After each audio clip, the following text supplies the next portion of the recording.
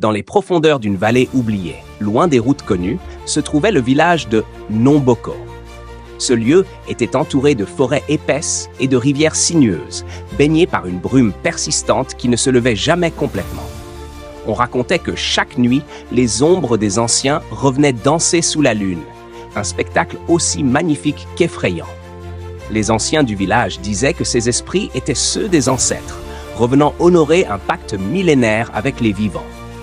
Mais d'autres murmuraient qu'il s'agissait d'âmes tourmentées, condamnées à danser éternellement pour expier une faute oubliée.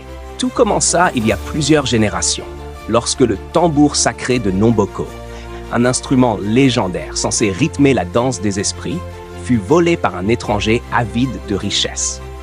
Dès lors, les danses devinrent erratiques, les ombres se firent plus menaçantes et les villageois commencèrent à disparaître dans la nuit comme happés par une force invisible.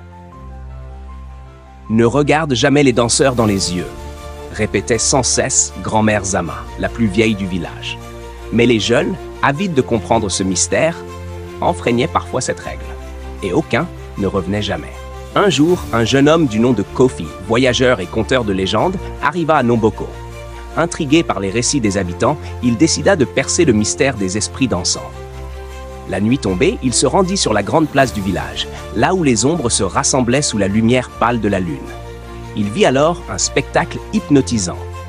Des silhouettes en mouvement, tourbillonnant avec une grâce surnaturelle, leur visage flou, presque irréel. Mais ce qui l'intrigua le plus fut la mélodie qui accompagnait la danse, un battement de tambour lointain comme un appel venu d'un autre monde. Guidé par son instinct, Kofi suivit le son du tambour jusque dans la forêt. Après des heures de marche, il découvrit une grotte cachée, illuminée par des lueurs bleutées. Là, posé sur un autel de pierre, reposait le tambour sacré de Nomboko. Dès qu'il posa la main dessus, un frisson parcourut son corps. Les esprits apparurent autour de lui, leur forme devenant plus distincte.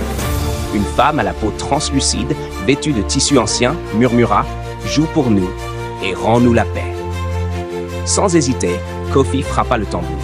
Un rythme profond résonna dans la nuit. Les esprits s'arrêtèrent de danser, puis levèrent les yeux vers le ciel. Un vent puissant balaya la vallée, et peu à peu, leurs formes se dissipèrent, libérées de leur malédiction. Le lendemain, la brume s'était levée, et pour la première fois depuis des siècles, le soleil réchauffait pleinement le village de Nomboko. Les anciens remercièrent Kofi, lui offrant une place parmi eux en tant que gardien des légendes. Mais une rumeur persistait.